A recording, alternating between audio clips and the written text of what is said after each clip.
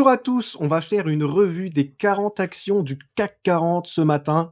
On va voir un petit peu ce que ça donne depuis le début de l'année, quelles sont un petit peu les perspectives pour les 40 actions du CAC 40. Voilà, qu'est-ce que ça donne? On va commencer par celles qui sont descendues assez fort depuis le 1er janvier. Donc là, je me suis mis donc sur l'indice CAC 40, la composition, on a les 40 actions. Et je me suis mis en variation au 1er janvier, donc du plus faible au meilleur. Voilà. Donc là, on commence par celle qui a le plus baissé, hein, Stellantis évidemment, qui la semaine dernière, voilà, a annoncé du coup un reset stratégique des 22 milliards de charges. Donc Stellantis aujourd'hui est très très très basse par rapport à son point haut qui était de 27 euros au 25 mars 2024. Donc ça fait 2 ans qu'elle a atteint son point haut. Depuis ces 2 ans, voilà, c'est la chute libre. Comme on peut le voir, on pensait que c'était fini quand elle était autour des 10 euros par là, mais elle a rechuté début mars, enfin début 2025, avec les tarifs douaniers de Trump. Bien sûr, ça a mis encore un bazar monstre chez Stellantis. Mais elle n'avait pas atteint le point des 6 euros. Elle était restée autour des 8 euros, 9 euros, même remontée à 10 euros. Et là, poum, c'est la cata. Relance du plan stratégique, voilà, l'électrique, hein, l'a mis dans la sauce. 6 euros. Il y a aujourd'hui rien à en tirer pour moi. Hein, je pense que voilà, faut peut-être sur du court terme pour les traders, mais à long terme, voilà, ça reste quand même assez risqué de se positionner dessus. Capgemini après, qui a fait moins 20%. Bon voilà, des histoires là, comme quoi elle était avec l'ICE aux États-Unis, hein, elle travaillait pour le service d'immigration aux États-Unis. Elle a revendu, je crois, cette partie, d'ailleurs, son pôle qui travaillait pour l'ICE aux États-Unis. Mais bon, Capgemini, moi, je la connais pas trop, cette action, mais c'est vrai que c'est un peu pareil que Stellantis, au final. C'est depuis 2 ans, voilà, le point haut en février-mars 2024. Et en fait, depuis, c'est que de la descente. Voilà, valeur aussi pour les traders, pourquoi pas, parce qu'on voit, voilà, elle monte, elle descend, elle monte, elle descend, mais elle fait des points hauts de plus en plus bas. Et là, son point bas, hein, je me suis mis en une bougie égale une semaine, donc vous voyez, là, elle revient sur un point bas, 113 euros, c'est ça? 113 euros, voilà, c'était quand la dernière fois, c'était en 2020 qu'elle avait atteint ce prix. Capgemini, voilà, pas terrible non plus, pas terrible, hein, pas une action que je vais prendre sur mon PEA. LVMH, donc la plus grosse enfin la plus grosse, non, avec Hermès, hein, mais avec Hermès, on va dire la valeur luxe qui est différente d'Hermès, qui elle est un petit peu plus monoproduit. LVMH, c'est vraiment l'ETF luxe. Mais bon, LVMH, c'était pareil. Elle a du mal à se restabiliser au-dessus des 600 euros. Et on voit que voilà, hein, c'est pareil. Alors elle avait un ATH à 900 euros en 2023. Elle était bien remontée en 2020, début 2024, presque retouché son ATH, mais derrière, voilà, ça a été quand même la chute. Hein. Euh, Pareil, des points hauts quand même de plus en plus bas. Elle avait retouché les 650, mais ça n'est pas passé. Hein. Elle n'est pas retournée aux 700, et là, elle revient sur les 540. Hein. Donc, à voir. Il y a peut-être, je ne sais pas, je ne suis pas devin, je ne connais pas l'avenir, mais il y a peut-être un monde où elle revient sur les 450 avant de repartir. Va falloir surveiller la compression ici, voir ce que ça donne. Est-ce qu'on repart au-dessus des 600 ou pas? Ça va dépendre, hein, du luxe, de la Chine aussi, surtout, des États-Unis. Est-ce que Trump va encore faire des frasques sur le luxe français, les spiritueux, etc. Parce que c'est vrai qu'LVMH, bah, c'est un peu notre valeur française qui est partout dans le monde, connue partout dans le monde. Donc voilà, pour moi, ça reste une bonne valeur à avoir sur PEA, mais après, chacun a son avis dessus. Renault, qui a baissé aussi de presque moins 12%. Ouais, Renault pourtant a des news quand même assez positives. Elle n'est pas larguée au niveau croissance dans l'automobile. Mais ouais, ça suffit pas, hein, ça suffit pas. De toute façon, c'est une action. Voilà, si on dézoome, elle a jamais vraiment trop monté. Je sais pas vraiment pourquoi elle était à 80 euros, 100 euros même en 2007, 80 euros en 2016, 2017, 2018. Mais c'est vrai que là, depuis, si on prend sur les 5 dernières années, elle stagne hein, vraiment entre les 30 et les 40 euros. Hein. Elle fait des petits pics à 50 euros, mais sinon, enfin voilà, ça reste assez faible. Hein, niveau aucun intérêt à se positionner sur Renault en fait. Hein. Publicis, c'est pareil, un moins 10%, c'est pas dingue. Je connais pas trop cette action, je vais pas plus analyser que ça, mais bon. Là, elle stagne, elle est revenue sur un support quand même assez long terme à 77 euros. Je sais vraiment pas ce que ça vaut. Là, c'est vrai que le secteur de la pub a du mal, hein, avec l'IA, qui va sûrement remplacer beaucoup de métiers dans ce secteur. Ça reste une valeur compliquée, je pense, à mettre en portefeuille aujourd'hui. Danone, bon, bah, c'est la consommation hein, courante. Tout le monde connaît Danone. C'est une valeur défensive, hein, vraiment une pure valeur défensive. Elle a fortement baissé quand même ces dernières semaines. Je ne sais pas pourquoi, parce que je ne la suis pas du tout. Mais voilà, c'est une valeur qui pareil, hein, fait des hauts et des bas, mais au moins, bon, là, elle a repris un petit peu de croissance depuis 2022. Elle avait pris cher pendant tout le Covid, bien sûr, 2020, 2021, 2022 avec l'inflation.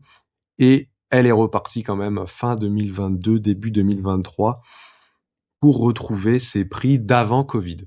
Donc ça, c'est plutôt pas mal pour Danone. Il fallait se positionner quand même à la sortie de l'inflation, on va dire. Normal, hein, Danone, hein, c'est des marges serrées, donc il faut pas que l'inflation reparte parce que sinon c'est une entreprise qui prend cher quand il y a de l'inflation. Dassault Systèmes, qui est là aussi dans la partie négative hein, depuis le 1er janvier, elle n'arrive pas à remonter. Même le partenariat avec Nvidia, euh, non si c'est Nvidia, j'ai Nvidia je crois. Nvidia, le partenariat avec Nvidia là voilà s'associe pour créer une plateforme d'IA industrielle. Mais ça n'a pas eu d'effet sur Dassault. Voilà, c'est pareil, chute libre. On arrive à 22 euros. On n'avait pas atteint ce prix hein, depuis 2018. Une fois en 2020, là, pendant le Covid, là, vraiment la pointe du Covid. Et Dassault, ouais, c'est pareil. Hein, Dassault Systèmes, hein, là, on parle bien des logiciels. Dassault Systèmes et pas Dassault Aviation, qui est une autre branche de Dassault qui performe bien mieux. Mais Dassault Systèmes, ouais, c'est dur. C'est dur, là, après, c'est un pari. Hein, c'est vraiment un pari de se positionner. Et Silor Luxottica, qui perd moins 6% depuis le début de l'année. Alors c'est vrai qu'elle a bien profité du partenariat avec Meta, avec les Ray-Ban connectés. Il y a peut-être une opportunité. Il me semble que ces résultats sont aujourd'hui ou demain, donc à surveiller. Mais c'est vrai que là, regardez, le graphiquement, il y a peut-être une opportunité, mais il va falloir surveiller les résultats et voir la réaction qu'il y a par rapport aux résultats. Ça peut être intéressant, Essilor. AXA, valeur à dividende. Bon, secteur de l'assurance, hein, AXA, c'est quand même assez fiable. Pareil, assez défensif, mais qui rapporte son petit dividende hein, de 5-6% par an, tout en étant une valeur de croissance au final, hein, parce que c'est pas mauvais, hein, par la baisse en 2020, ça croît tranquillement, il y a son petit dividende. Pourquoi pas prendre AXA? Limite, je préférerais prendre AXA qu'une bancaire qui peut être très volatile et qui sont déjà fortement montées, qu'on va voir ensuite. Vinci. Alors non, attendez, je reprends dans l'ordre. Hop, Euronext. Après, on avait Euronext.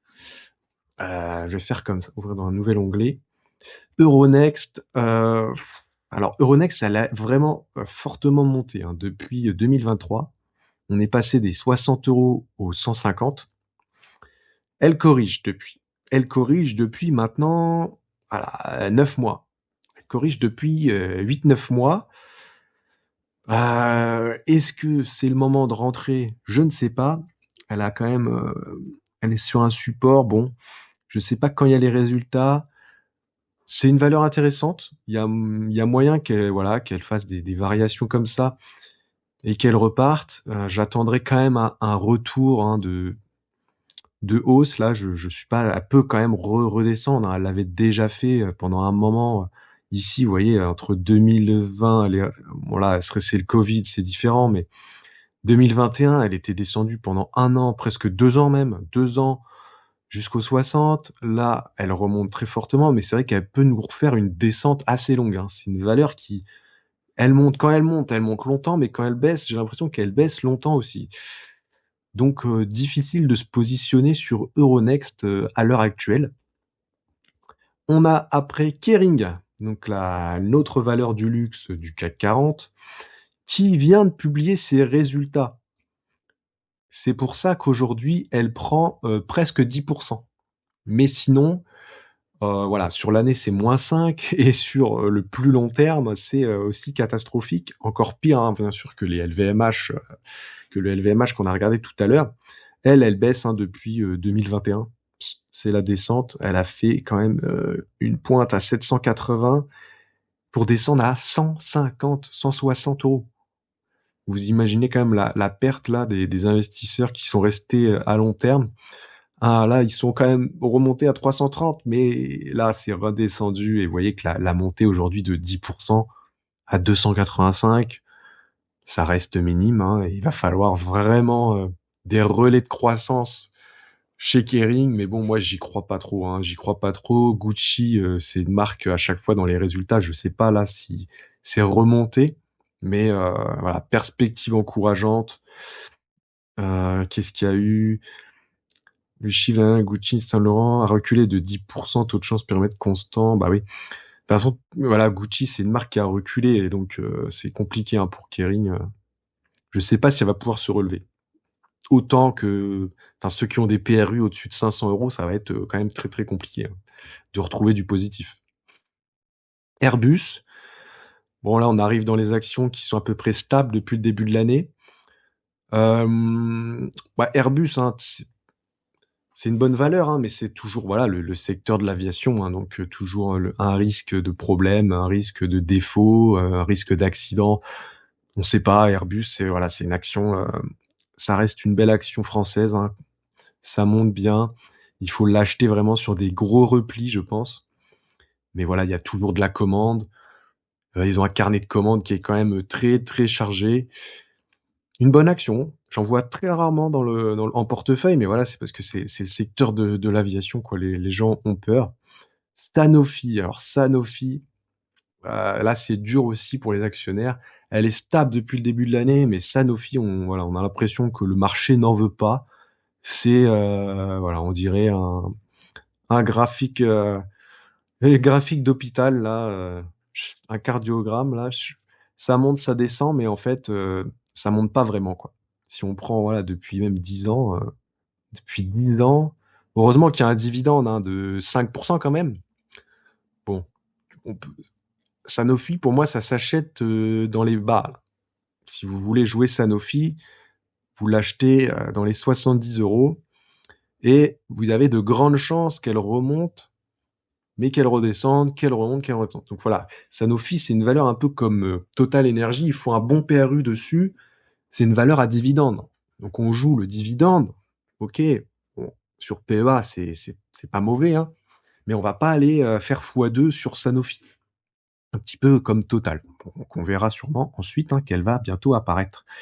Hermès, donc que je parlais tout à l'heure, hein, il y a les résultats jeudi Hermès, donc ça va être à suivre, hein. Bien sûr, hein, très très connu cette entreprise.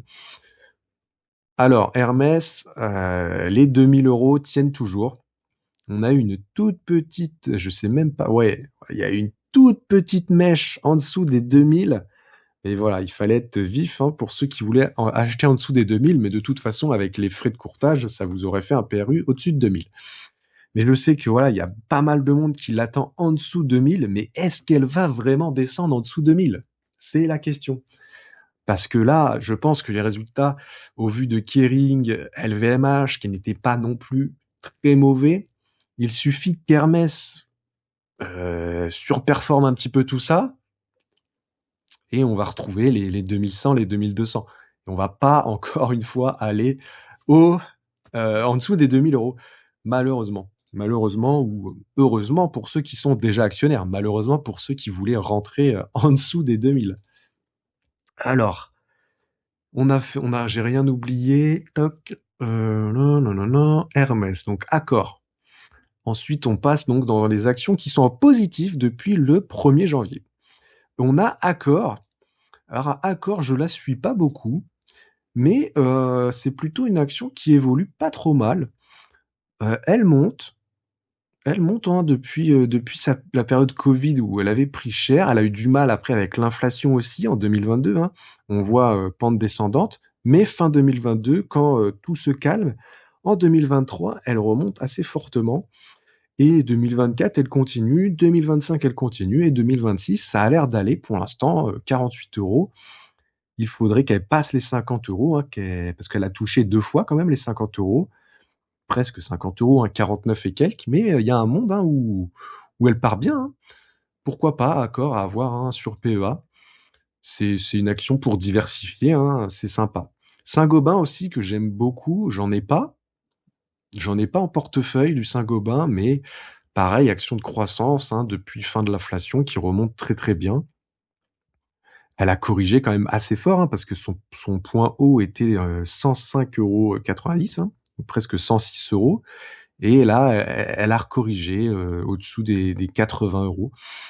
Mais action que j'aime beaucoup, hein, si on peut regarder géographiquement, voilà, soit il y a pas le détail, mais on a 76,4% de son chiffre d'affaires réalisé à l'international. Voilà, une entreprise française, à l'image un petit peu de Schneider, Air Liquide et tout ça, qui fait pas mal de son chiffre à l'étranger. Et ça, bien sûr, c'est toujours appréciable pour une entreprise française comme ça qu'on peut avoir sur PEA. Unibail Rodamco, alors je ne la suis pas du tout. Je ne sais pas du tout ce que ça donne cette action. Ouais, alors ça a l'air de remonter depuis 2024. Mais bon, pareil, hein, c'est faible. Il y a mieux à faire que Unibail. Hein. Vraiment, l'immobilier commercial, c'est un peu compliqué comme secteur. Ouais, je pense qu'il y a mieux à faire que ça. Hein. Là, elle est dans un canal quand même qui est croissant, mais je sais pas. C'est pour une action un petit peu pour les experts hein, de l'immobilier ou quoi, ceux qui s'y connaissent vraiment bien. C'est vrai que c'est une action que je ne suis pas du tout, donc je ne peux pas me donner un avis sur cette action. Bureau Veritas, alors Bureau Veritas c'est pareil. Je ne connais pas trop cette action. Un leader mondial, prestation d'évaluation de conformité de certification. Ok, je connais pas trop. Bon, elle avait pas mal grimpé, il me semble. Ouais, mais c'est quand même assez stable. Son cours est assez stable. Hein, si on regarde bien, hein. Ça monte légèrement, mais voilà, pareil. Hein, il y a mieux à faire ailleurs pour moi. Il y a mieux à faire ailleurs que ce genre d'action présente dans le CAC 40. Hein, mais pour moi, il y a mieux à faire. Carrefour, c'est pareil. Bon, elle a bien monté depuis le début d'année, mais enfin depuis son point bas, on va dire de mi-2025, de l'été 2025, mais c'est pas non plus incroyable. Après, il y a un rendement, une dividende, mais bon, quel intérêt d'aller sur Carrefour aujourd'hui là à 15 euros?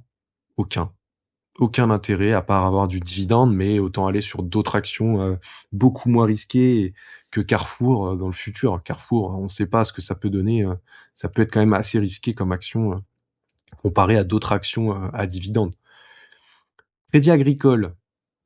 Alors là, c'est les bancaires. Bon, les bancaires, c'est vrai qu'elles ont très très bien monté en 2025, même depuis voilà 2023, 2024, 2025. Valeur à dividende aussi, mais bon, ça reste le secteur des bancaires.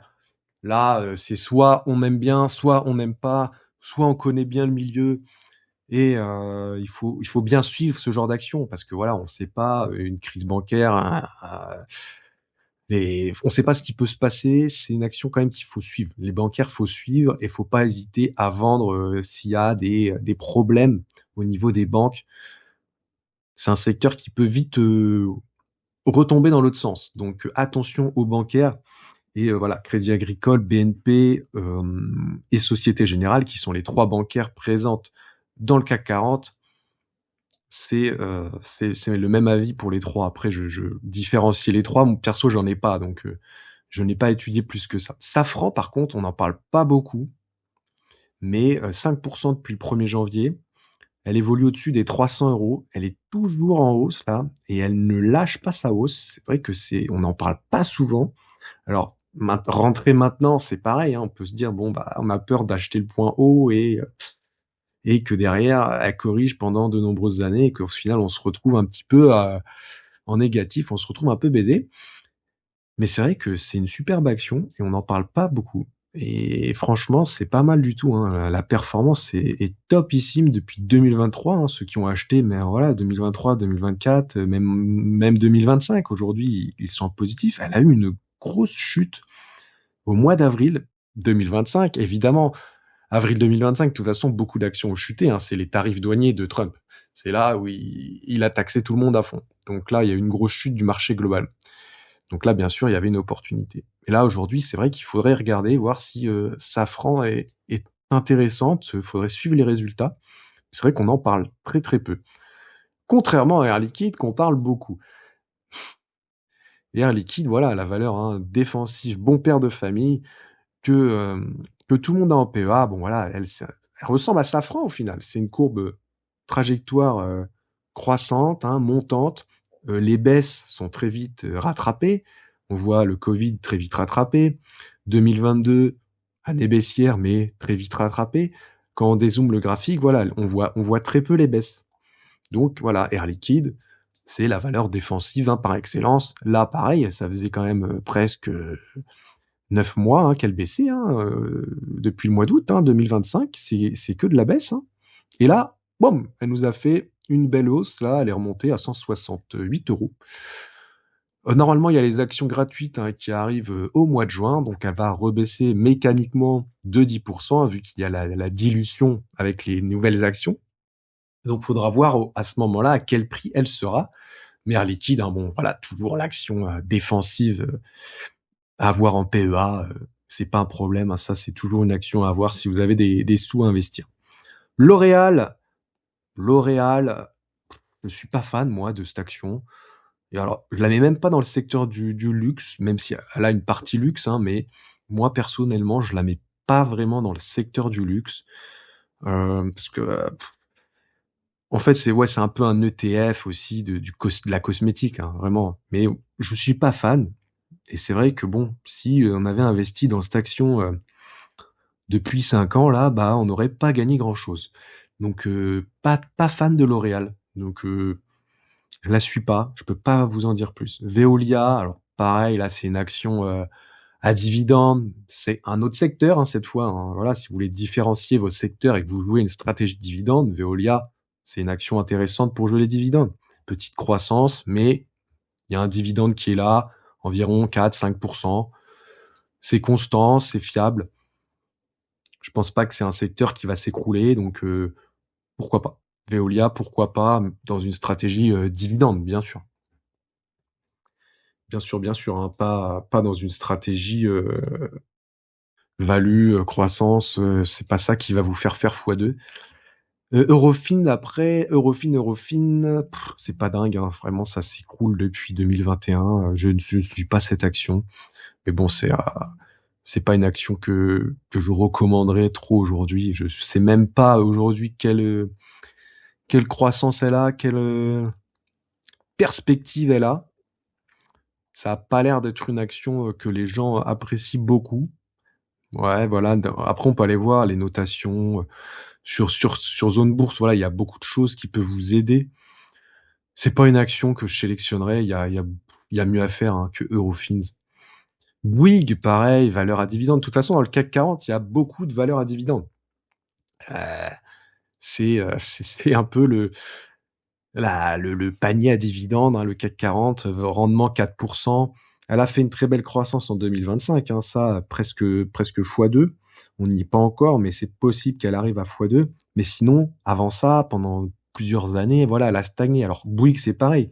C'est un petit peu comme les autres actions, comme une Sanofi, mais dans le secteur, on va dire, de la construction. Une action qu'il faut avoir un bon PRU. Faut acheter, voilà, ici, ici, ici, quand elle arrive en dessous des 30 €. Avec un bon PRU, ça peut être sympa. Eiffage, qui est rentré il y a pas longtemps dans le CAC 40, plus 9% depuis le 1er janvier. Je n'ai pas du tout étudié cette action, hein, ben un peu le secteur de Vinci, quoi, un peu pareil. Donc là, elle monte, mais ouais, pas mauvais, hein, pas mauvais, pourquoi pas, Eiffage. Alors après, à choisir, Eiffage ou Vinci, hein, c'est un petit peu voilà, Vinci est juste là, on la verra, mais à choisir entre les deux, je ne sais pas du tout, hein. Je sais que beaucoup préfèrent Vinci. Société Générale, bon, bah, elle a explosé en 2025, hein, par rapport au Crédit Agricole, elle a vraiment explosé. Mais voilà, ça fait un peu peur, je sais pas quand est-ce que ça va s'arrêter. Acheter aujourd'hui, pour moi, ça paraît vraiment un petit peu foufou. Je l'achèterai pas aujourd'hui à ce prix-là, Société Générale. Schneider Electric, action que j'aime beaucoup. C'est vrai qu'elle a stagné pas mal, hein, en 2024-2025. Mais voilà, c'est pareil, sur la durée, sur le long terme, elle croît vraiment très très bien. Sur 10 ans, on est sur un fois 5, fois 4, fois 5, hein, depuis 10 ans. Et moi, je la vois quand même encore bien, bien montée. Schneider, j'aime beaucoup. J'aime beaucoup. C'est avec Legrand aussi, hein, donc là, Vinci. Bon, Vinci, je vais en parler rapidement, mais bon, là, il y a eu des bons résultats, des bonnes perspectives. C'est une action. Après, il y a l'État qui est actionnaire aussi, mais bon, je sais que ça repousse certaines personnes. Vinci, c'est quand même aussi une fiabilité dans le CAC 40. Voilà, ça peut être vraiment une bonne action. Et Legrand, du coup, le concurrent de Schneider, qu'est-ce qu'elle donne, Legrand, graphiquement? Ouais, c'est un peu décousu. Elle a bien monté, 2023, légèrement. 2025, elle a eu une belle hausse. Je crois qu'elle a eu des bons résultats. Elle corrige un petit peu, et là, elle est repartie. Début 2026, là, elle est bien repartie. Mais à voir, hein, je pense que c'est une valeur aussi qui va avoir de la croissance, Legrand. Il y a pas de raison qu'elle n'ait pas de croissance. Pernod Ricard, elle, par contre, ouf, ouf, ouf. Elle est bourrée. Elle est bourrée, Pernod Ricard. Ah, le graphique, là, il donne les vertiges, hein. C'est un toboggan. Un toboggan depuis les 217. Putain, c'est vrai elle avait atteint les 217 €. Aïe, aïe, aïe. C'est une folie, hein. Bon, ouais, c'est le vertige, hein. C'est la dégringolade. On sait pas quand elle va remonter. Donc, ça reste quand même très risqué de rentrer aujourd'hui. Elle peut très bien continuer de descendre et nous faire comme Téléperformance, jamais remonter. Ensuite, Thales.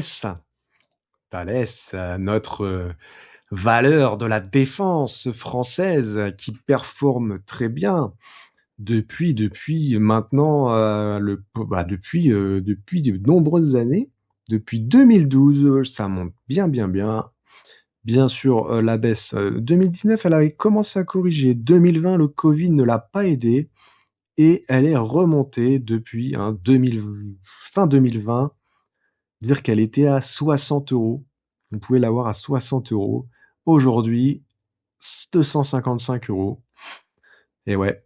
Bon, bah après, voilà, il y a eu la guerre Russie-Ukraine qui, bien sûr, a permis à Thales, hein, de monter.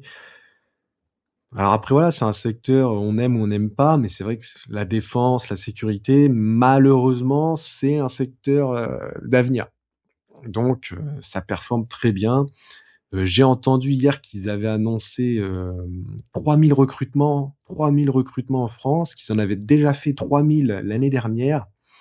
Donc là, c'est vrai que depuis 2025, quand même, elle stagne. Alors, est-ce qu'il faudrait rentrer aujourd'hui ou pas? Pour moi, non. Pour moi, non. On peut pas rentrer ici. Je ne pense pas.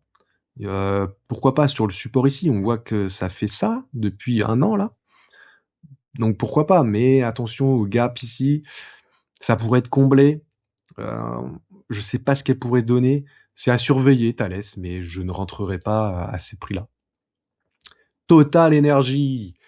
la valeur que tout le monde a en PEA, je ne vais pas la critiquer, sinon je vais me faire insulter en commentaire, comme l'autre jour. Non, mais non, mais Total, c'est une action qu'on achète pour son dividende. On dézoome. Évidemment, ceux qui ont acheté pendant le Covid là à 30 euros, on va dire, même s'il y en a peut-être qui l'ont eu à 25. Évidemment, vous avez fait x2. Hein, ça, on peut pas dire le contraire. Vous avez fait x2 et vous touchez les dividendes, c'est génial. Mais bon, je pense pas qu'il y ait grand monde qui a acheté ici. Après, ceux qui ont un PRU entre 40, 50, 55 euros, vous allez pas faire x2 là en un an. Hein, je me répète, je l'ai déjà dit, mais la plupart des gens ont acheté dans ces zones-là. Hein, ils ont pas acheté au Covid. Ou même avant. Enfin, ceux qui ont acheté avant, qui avaient un PRU à 45, 50 euros, aujourd'hui, ils sont un petit peu en plus-value, ils ont touché les dividendes. Donc, si on ajoute les dividendes à la plus-value, bien sûr, ça fait quand même une performance sympathique. Et c'est une valeur assez fiable aussi, hein, voire très fiable. Donc là, on va voir, les résultats sont demain, le 11, parce qu'aujourd'hui, là, je tourne, on est le 10. Donc, les résultats demain, on va voir ce que ça donne. Elle peut retourner à 70 euros. Il faudra bien surveiller ce qu'elle fait quand elle va retourner à ses 70 euros. Mais voilà, après, c'est sûr que si on dézoome sur des années, parce que j'ai des gens qui me disent, oui, mais moi j'en ai depuis 20 ans, ça performe très bien, nanana. Bah ouais, enfin bon, depuis 20 ans aussi, c'est normal. Hein, c'est une valeur fiable à avoir en PEA, mais c'est une valeur à dividende, ça reste une valeur à dividende. Vous n'allez pas faire x2, x3 comme des gens ont fait sur Schneider ou d'autres actions qui font des performances de croissance, quoi. Pas uniquement avec le dividende. Mais c'est quand même une bonne valeur à avoir en PEA. C'est défensif, c'est fiable. Voilà. Qu'est-ce qu'on a d'autre euh, Qu'est-ce qu'on a d'autre? Mince, ça reset. J'en étais où? L'Oréal en a fait, Veolia Refine, FH, Bouygues, Société Générale Schneider, Vinci. Hop. Total. Donc après, il nous restait Michelin. Alors Michelin, je ne sais pas où. Je la suivais à un moment. C'est vrai que je la suis plus. Elle a rebondi ici, 27 euros. Ouais, Michelin, c'est dur. Hein. C'est dur, hein. Beaucoup de concurrence, des marges pas ouf. On aura toujours besoin de pneus, mais c'est vrai que c'est compliqué. J'ai l'impression que ça a du mal. Et j'ai pas l'impression que c'est une action qui peut exploser. Voilà. Je pense que c'est une action voilà qui va faire ça, qui va monter, qui va descendre, qui va monter, qui va descendre, mais pas l'impression que c'est une action qui va un jour péter les 40 euros, 50 euros, 60 euros. Non, j'ai l'impression que ça va vraiment stabiliser comme ça pendant de nombreuses années, avec un rendement sympathique, mais il y a mieux à faire. Si on veut du rendement de dividende, il y a mieux à faire. J'en ai parlé dans l'action juste avant. Par exemple, Engie, alors Engie, 16% depuis le début de l'année. Pas mal, hein. Pas mal. Pour Engie quand même. Même si l'État est actionnaire, hein, mais c'est vrai qu'elle performe fort hein, depuis fin de Covid aussi, a bien remonté. Bon, ça, c'était pas des montées extraordinaires. On va dire que la forte hausse, elle est depuis début 2025. Voilà. On a fait x2, presque x2 depuis les plus bas. Ouais, x2 depuis le plus bas de 2024. Il y a un bon dividende aussi. C'est voilà, hein, c'est secteur de l'énergie. Même si l'État est actionnaire, on peut aller voir. On peut aller voir. Est-ce qu'on trouve voilà les actionnaires d'Engie? Vous pouvez aller voir sur Zone Bourse. Alors en version gratuite, je sais pas si vous avez accès. Sinon, vous pouvez prendre un abonnement avec mon lien au cas où. Vous avez moins 25% et je vous rembourse votre premier mois. Mais gouvernement de France, voilà, qui est actionnaire à 23,64%. Ça peut repousser certains. À voir. Hein. Pour moi, c'est une bonne action, mais là, c'est vrai qu'elle est chère quand même. Hein. Orange, alors Orange, c'est un peu le mystère. C'est vrai qu'elle monte depuis 2025. Voilà. Mais on n'est même pas sur un x2, hein. On n'est pas sur un x2 non plus. Mais en fait, c'est une action qui a tellement stagné, baissé, que bon, bah là, en fait, elle retrouve son prix de 2016. Mais elle peut très bien refaire pareil, en fait. Comme elle avait fait ici, boum. Et après, pendant 10 ans, elle va rebaisser. Donc là, elle peut très bien Moi, j'achèterais pas ici, quoi, jamais. Là, elle peut, OK, elle peut faire encore une petite hausse, hein, mais derrière, elle peut, stagner pendant 10 ans. Donc pas une action que je prendrais. BNP, bon, bah, c'est la troisième bancaire, hein, on a vu les 2 autres. BNP, c'est pareil, hein, une action qui est bien montée, mais c'est une bancaire, hein, donc pareil, je la vois pas peut-être aller aux 100 €, mais derrière, on sait pas, quoi. On sait pas. Pour moi, c'est trop haut aujourd'hui. C'est pas, enfin, tu peux pas rentrer sur une action comme ça aujourd'hui. Le graphique ne veut pas s'afficher, c'est pas grave. ST Microelectronics, bah là, elle est bien montée dernièrement parce que elle a fait un partenariat avec AWS d'Amazon. Donc c'est pour ça elle est bien montée. Mais sinon, sinon c'est pareil, hein, c'est cata, hein. C'est cata depuis des années, hein. Le graphique est terrible, hein. Le graphique est terrible. Ça donne pas envie, quoi. Ça donne pas envie graphiquement. Je rentrerai pas dessus, quoi. Vraiment, même avec des partenariats ou quoi, je rentrerai vraiment pas sur ST Micro. Et ArcelorMittal qui a bien monté. Mais bon, c'est pareil, hein, une action, elle remonte, mais après des années de baisse, quoi. Donc c'est pas, on sait pas en fait quand ça peut s'arrêter ou quoi. Il y a mieux à faire que ça. Il y a mieux à faire que ça. Mais voilà un petit peu pour les 40 actions du CAC 40 à aujourd'hui 10 février. Oh, on est le 10 février. Petite revue un petit peu des prix, des tendances, des courbes qu'on a pu voir, hein. Alors on voit qu'il y en a, ça fait ça, hein, Pernod Ricard, Stellantis, par exemple. On a des actions qui stabilisent depuis des années, hein, Michelin, Sanofi, des actions à acheter sur des points bas. Et on a des actions bien croissantes, hein, type Schneider, Air Liquide, Hermès, hein, même si elle stabilise depuis quand même pas mal de temps là, mais voilà, et Silor Luxottica aussi qui est pas mal, hein, dans la croissance. Et on a des actions, bien sûr, que les gens adorent pour leurs dividendes, hein, Total.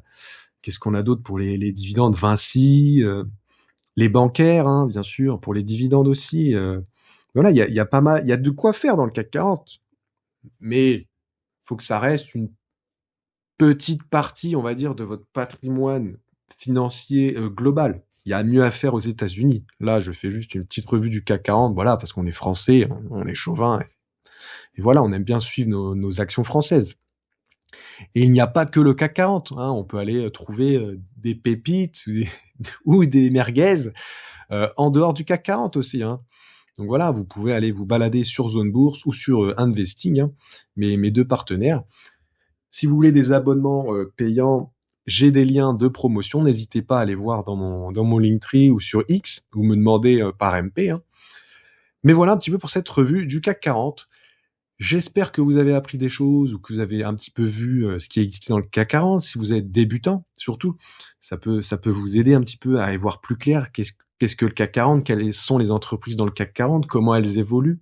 On a un petit peu vu un petit peu l'évolution de toutes les actions, hein, depuis quelques années. Donc voilà, ça peut vous aider aussi à faire votre sélection si vous cherchez des actions françaises à mettre dans votre PEA, hein, à mettre dans PEA, pas dans un CTO, ces actions-là, s'il vous plaît.